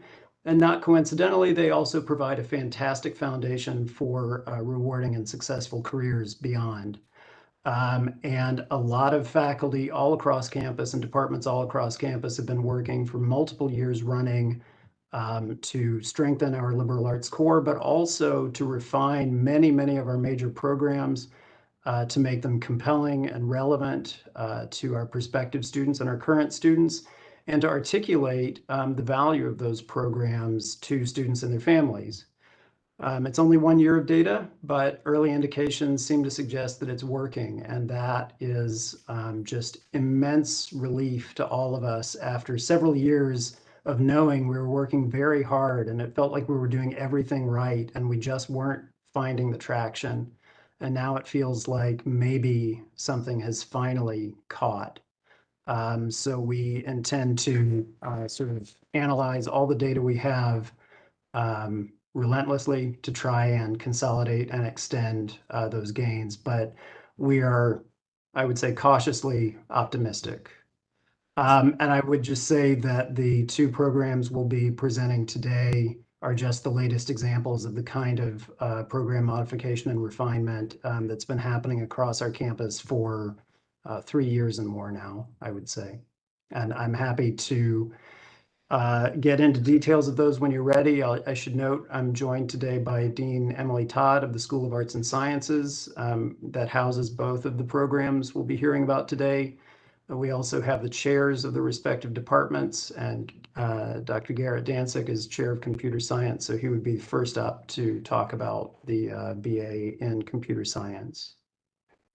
Okay, let us move to the BA proposal in computer science then. Okay, I'll just say at very, very high level and then turn things over to Dean Todd and Professor Danzig. This is a new program, but it is one that is completely consistent with our budget mitigation plans. It will be taught by current faculty in computer science plus new full-time hires that were already budgeted to replace vacant lines.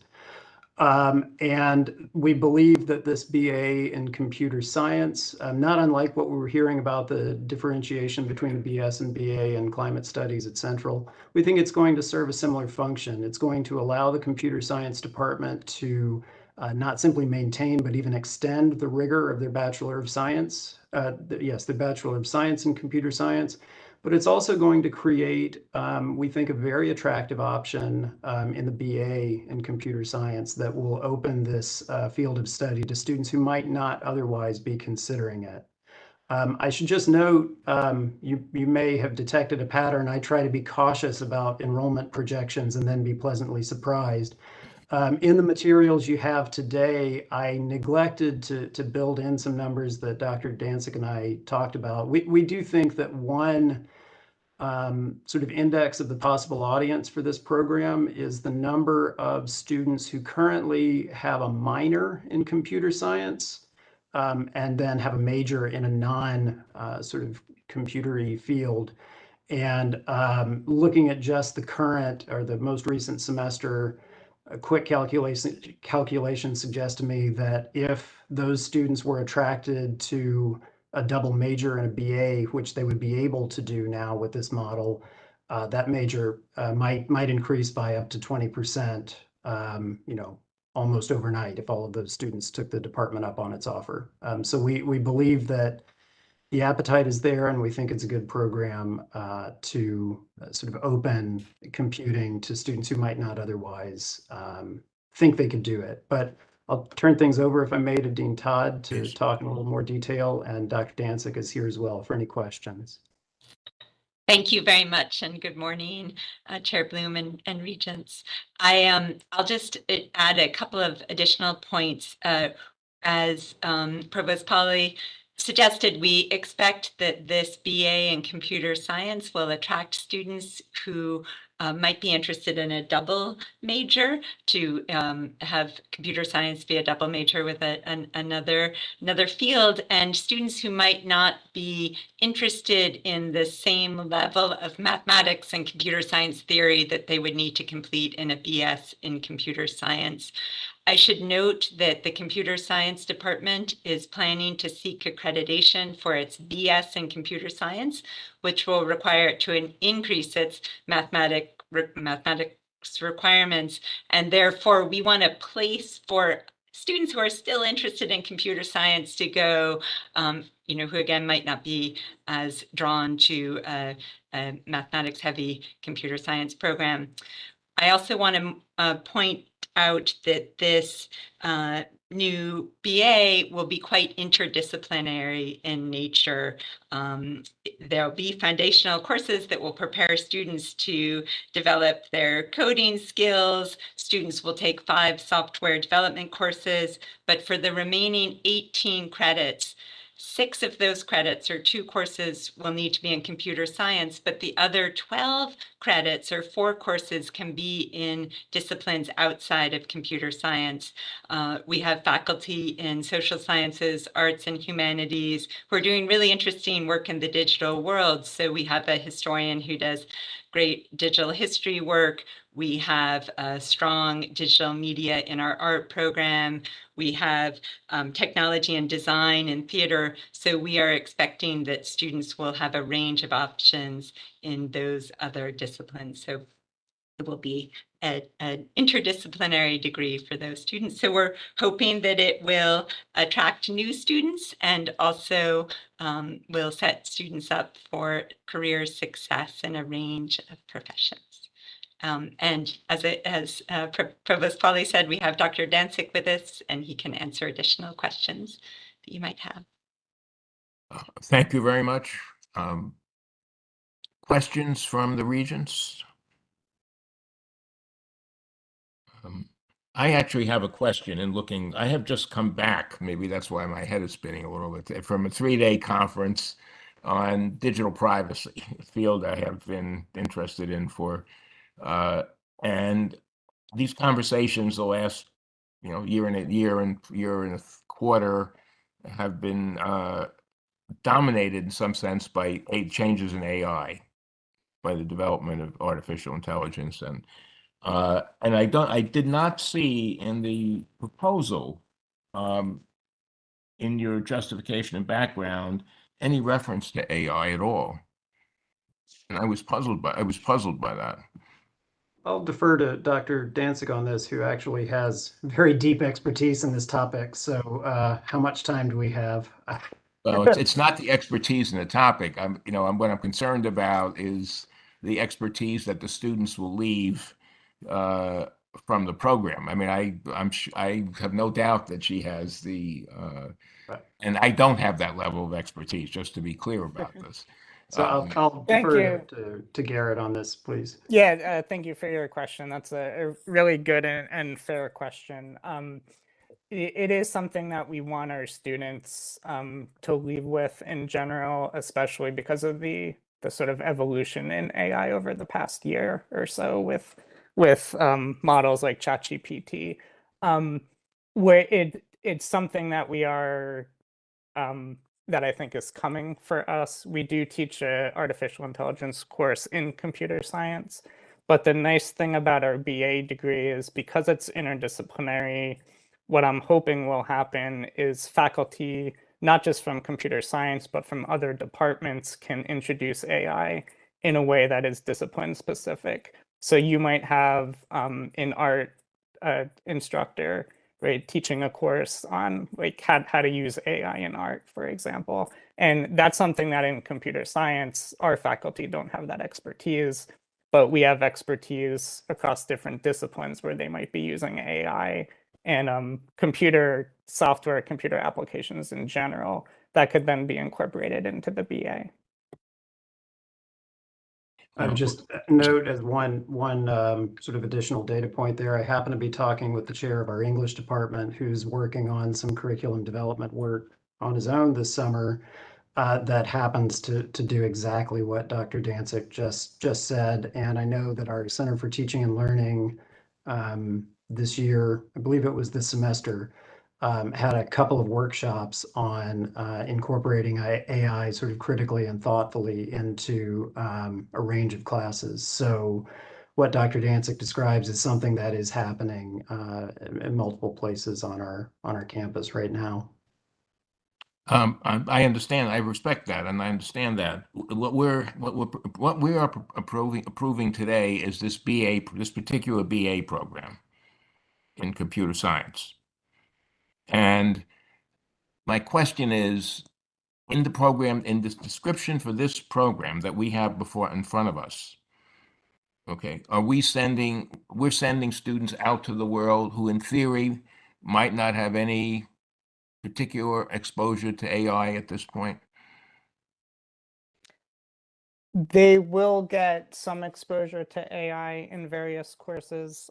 So for example, the intro course to the BA degree does have a segment. It gives sort of a broad overview of computer science and does talk about AI. It talks about ethics. It talks about security. And there are other classes that do touch on it. I would say right now the current focus of the BA is really based on programming and software development. So the BA was designed with that as our goal initially, right? So we want students to have the skills necessary that they can write code, develop software that could benefit different disciplines. So developing software or writing code in order to help design web pages, for example. So it's fair to say there's not a lot of AI right now, and that's partly because, as Ben mentioned, this is something that is sort of an active piece of discussion on campus. And so as courses get developed, certainly we would welcome more courses based on AI in the BA degree. But until those courses are developed, the focus right now is on software development. I'll just add, just to follow up on what Professor Danzig said, is that I think at this stage, AI is incorporated in is being addressed in several different courses. So even if it's not named specifically in the degree program right now, there is no way that a student would be able to go through the computer science degree without engaging with AI. And as Provost Polly just said, it's a topic that our faculty are actively addressing. In fact, many people are attending summer development that is connected to AI across the curriculum. We just received a grant that is helping with curricular development in engaging with AI.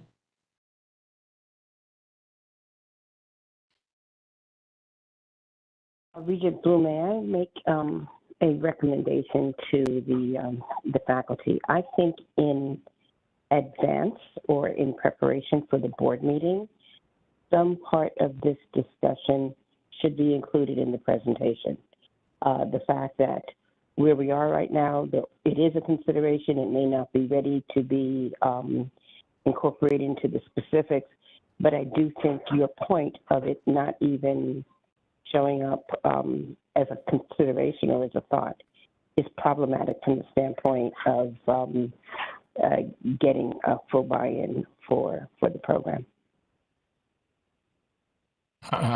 This is where I thank you, Regent James. She and I often think this is exactly where I was wanted to go with this. I think we cannot have it without some mention of this in a much more explicit way than we have it. And I think Regent James is exactly right because I think, to be very honest, we have several board members who have real expertise in this area, and I think they will be skeptical. I mean, I don't have the real expertise that they have. I'm not suggesting that, but I think I think we need to have some additional material in the package. I think we can certainly articulate where things stand. And as Dean Todd put it, even today, I don't think any student could make it through this proposed program without encountering issues raised by AI at multiple points. So we can bring that sort of more concretely into view. Would that be appropriate to revise the document or just to go into this verbally? Is our secretary here? Can we still revise the document, the board secretary? What's the question? Could we revise a document about this program between now and the presentation to the full board in the end of the month? Sure, plenty of time. We will, if we may, we'll add a section or add, a bit there that will bring this into focus and make it, make explicit what's probably just tacit right now. Thank you so much for that suggestion. Yeah, I think that's a good plan to anticipate the questions and have the written responses right either in your report or as an addendum to the forms that were submitted. Yeah, I would suggest that we do it as an addendum. The other suggestion I would make, Provost, is that I would not put it in the negative, but in other words, I wouldn't say that they can't avoid exposure to it. I think we want to put this in an affirmative way that they will be exposed to it in an affirmative way. I don't want the idea that, if they're going to trip over some of this bad sidewalk somewhere and they'll fall down somewhere, and that's, we want them walking upright forward. And okay. We have actually extensive concrete work going on campus right now to address that literal concern. Okay, glad to hear it. Bad sidewalks. So we can certainly do the same in a document that goes to the board. Okay. Regent Bloom, I'm sorry. Quick, and then this is a different topic, sort of, and a different observation, but including on today's agenda, but also in previous agendas, there's been a fair amount of activity related to computer science. And what I take from that is there's an ongoing effort first to make this field of study a priority within the system, but also to keep revising it based on our experience and the experience of our students, so that it's the most relevant. That's my takeaway from a lot of this discussion, but also previous agendas. And I just would want to keep encouraging that kind of fluid and innovative thinking in terms of how we deliver courses like this related to computers and so forth. Thanks. Thank you, Regent Forth. I think it's an important point. I mean, one of the things I've said to the students I've had in the related courses is if I take a nap, something happens in this field. And I think it's, you know, it's fluidity, and it's an ongoing process that we have to, just what you said, Regent Forth, that we have to keep in front of us as we deal with this. Yeah, thank you. Can I have a motion to approve the computer science BA with the qualification that we have added to it in the discussion? So moved. Second? Second. All in favor? Aye. Aye. Opposed? Abstentions? Motion is carried with the qualification that the committee has added. Next item is the 10C Spanish BA modification. This again is a refinement of a major. It is consistent with our budget mitigation plans in that it will be taught entirely by existing faculty. It actually, and again, I will defer to Dean Todd and to Professor Chan for more detailed commentary. But this is a plan that we think will strengthen this major. The Spanish major is a fairly small one at Eastern. We think that these modifications, in the first place, it reduces the number of credits somewhat, and that makes it still easier for students to pick this as a double major. Along with that, it adapts the focus, I would say, of the major a bit to complement students' interests in several other majors. So we believe it will become a complement to several other programs where good working knowledge of Spanish language and culture will be very beneficial, including, and this is a non-exclusive, non-exhaustive list, but our health sciences students, our business students, for example, many of them would benefit from also pursuing studies in Spanish. But I will, again, turn things over to Dean Todd for further explication. And we also have Professor Chan, who can answer any questions about the program modification in a more detailed way. Thank you. We are really excited about this program modification. The department has done careful research and is proposing a revision that responds to changes in the discipline, but also to the need for more Spanish speakers in a variety of professions. So I'll highlight the following. As you see in the materials, the program is reducing the number of credits from 36 to 33, making it easier for students to double major.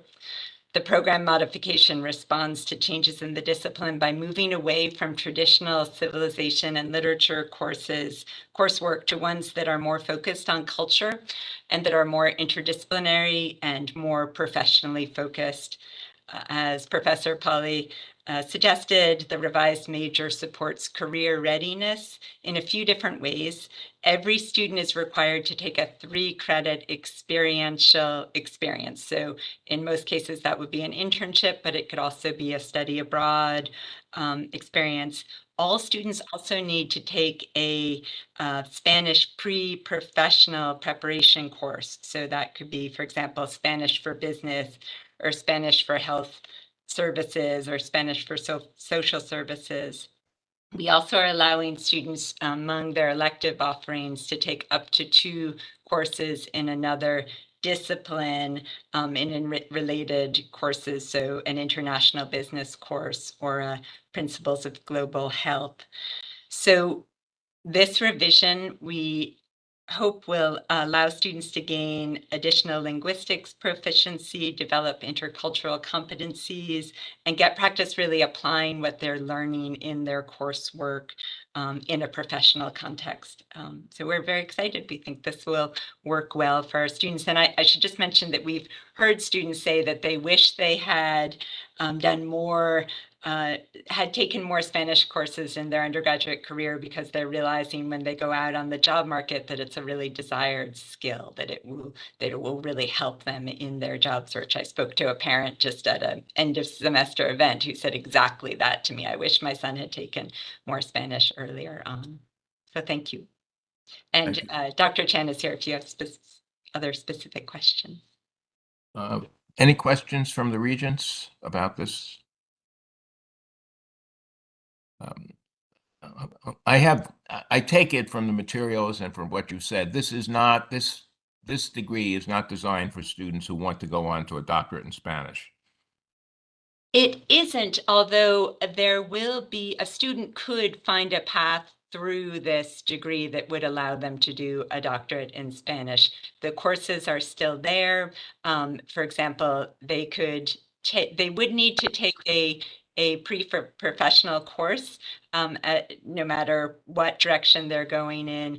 But that course could actually be a methods in teaching Spanish. That is one of the options for a pre-professional course. They could do a study abroad, and all of their elective courses could be courses that would prepare them for success in a PhD in Spanish. So we spoke about that during the process, wanting to make sure that that path was still clear.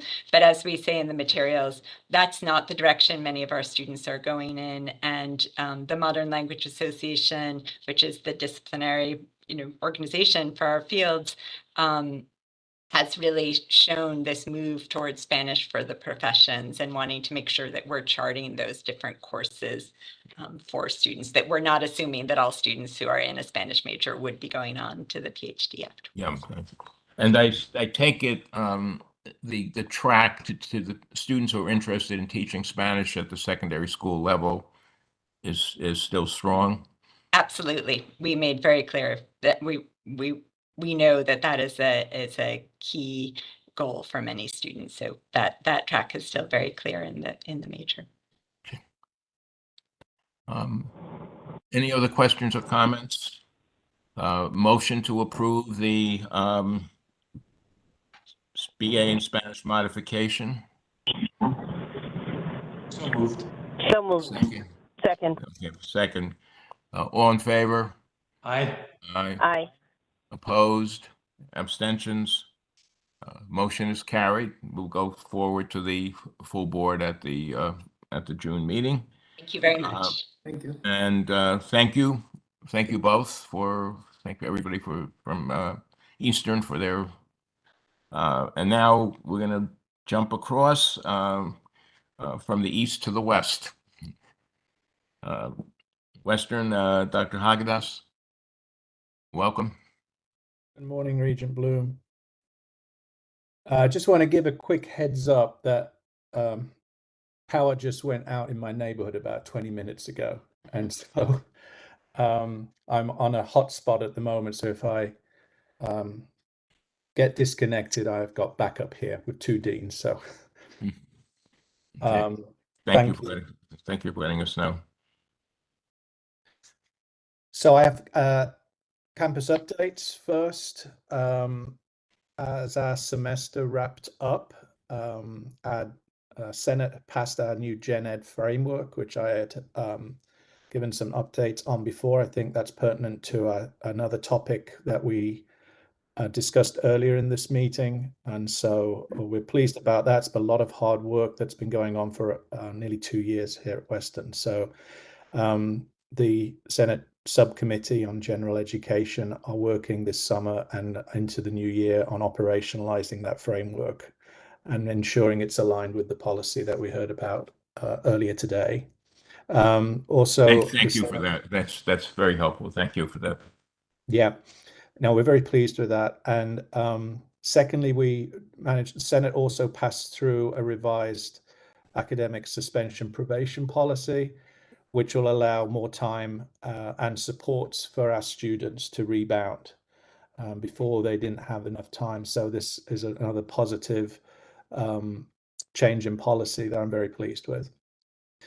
This summer, just this week, we had, I hosted a grants workshop, which was new here, and there are nearly 60 faculty and staff from across campus that attended, and to try and build again more skills and collaboration in seeking external support for a wide variety and diverse set of topics, particularly given our recent HSI designation that opens up federal funding opportunities. We were actually joined at the workshop by the director of the HSI division for the US Department of Education, who gave us a lot of very good advice and specific resources to help our efforts this year. So that was good effort.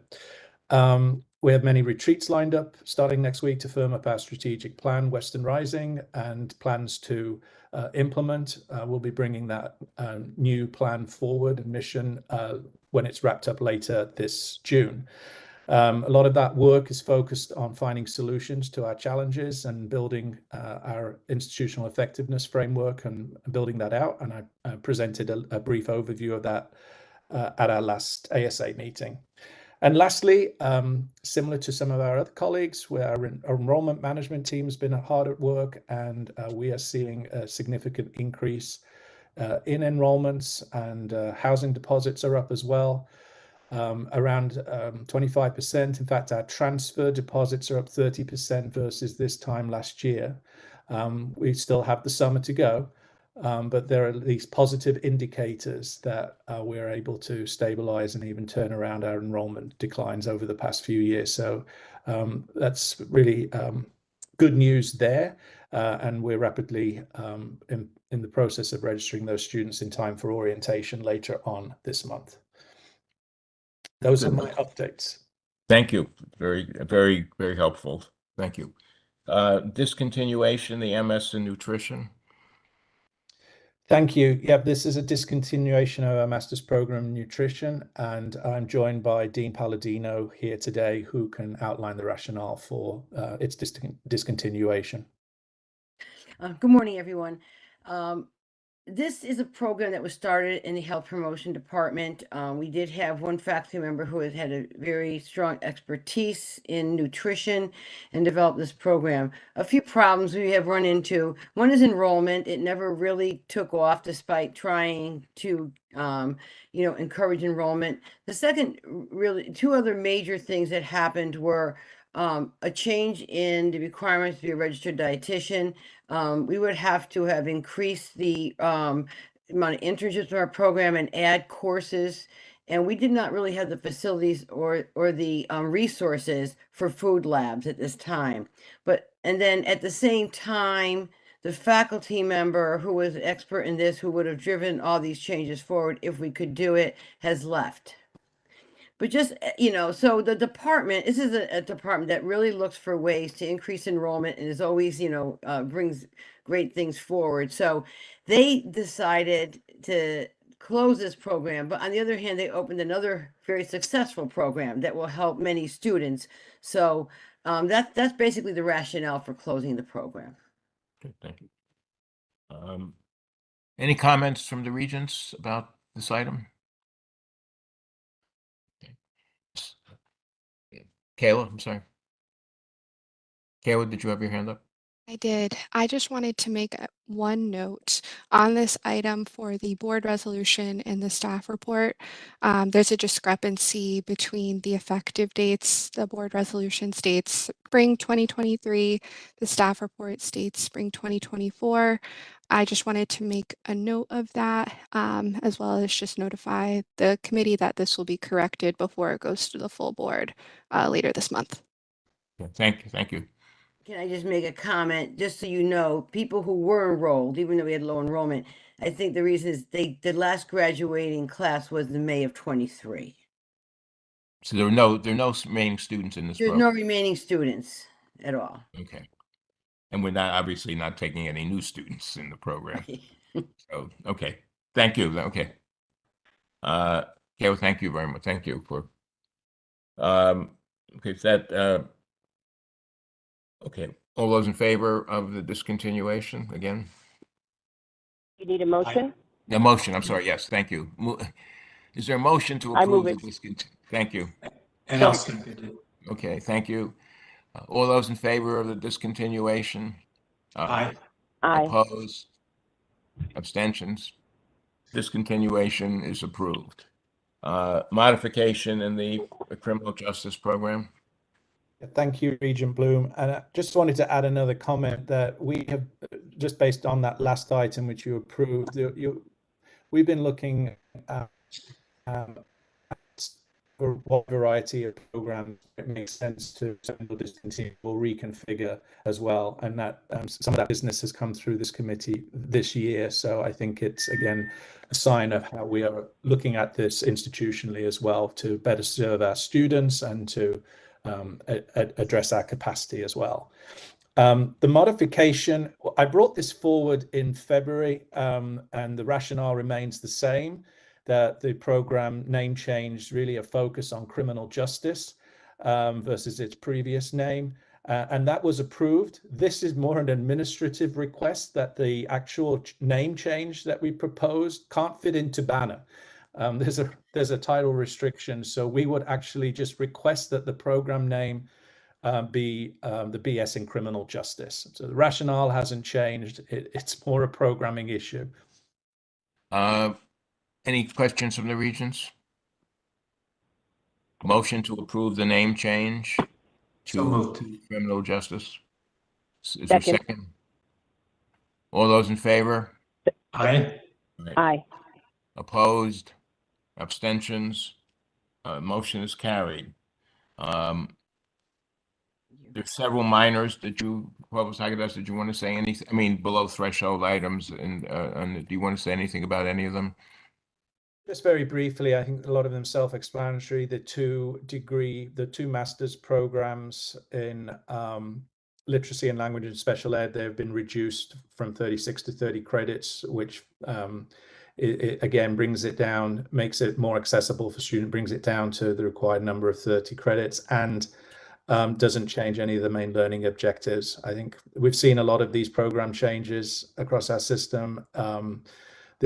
We want to have more experts in school districts in these areas, and we want to be sure we give them the right program at the right cost, and that's essentially the modification, is to eliminate 2 of those courses that were there in the past, and the other 2 minors, one is a revision, one's a new minor that's along with other programs and offerings and accessible pathways for our undergrad students. I'm also joined by Dean Hajne. I think he's here if there are any questions, but that's it really. The new minor in cybersecurity runs off your other programs, I assume. Yeah.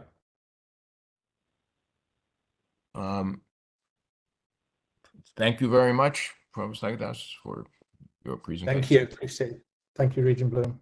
The last item for information only on the agenda is the sabbatical leave at Western. Does not require a vote by the board. So any good and welfare? If not, I will entertain the often very popular motion to adjourn.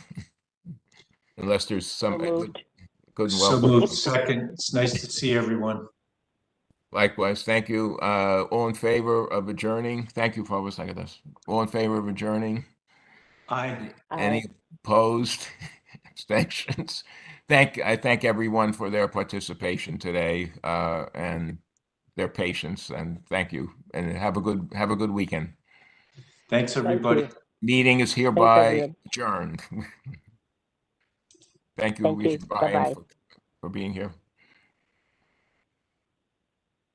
Live stream is stopped. I'm sorry?